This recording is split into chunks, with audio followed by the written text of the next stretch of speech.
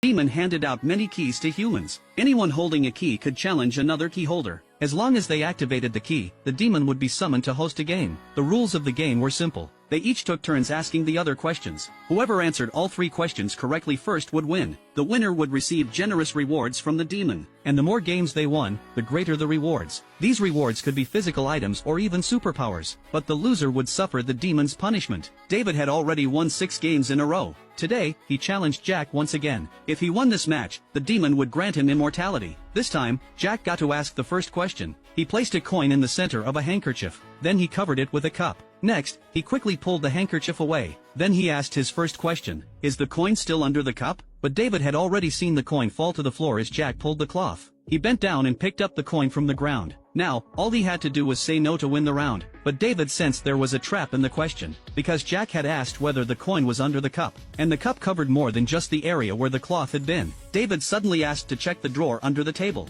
After all, the drawer was technically still under the cup. Jack immediately grew tense. Seeing Jack's reaction, David stopped checking the drawer. Instead, he confidently told the demon, the coin is under the cup. But the demon ruled David's answer wrong, because there was no coin in the drawer. Jack had cleverly used David's suspicious nature to win the round. Losing that round completely enraged David. He immediately used a power he had earned in a previous game. He dropped the room's temperature to -30 degrees. The cold slows down brain function. He wanted to make it harder for Jack to think clearly. Then David asked Jack a simple question. Are there more than 4 convenience stores within 2 miles? Jack had lived in this area a long time. He clearly remembered there were at least 6 stores nearby. Could this question also contain a trick like his own? Was there some kind of wording trap? But the extreme cold made it hard for him to think it through. So he gave the demon his answer. Yes, there are more than 4 convenience stores. But the demon ruled that Jack had lost the round. Jack believed the demon was always fair. So why was his answer wrong? But the demon offered no explanation. Now it was Jack's turn to ask a question again.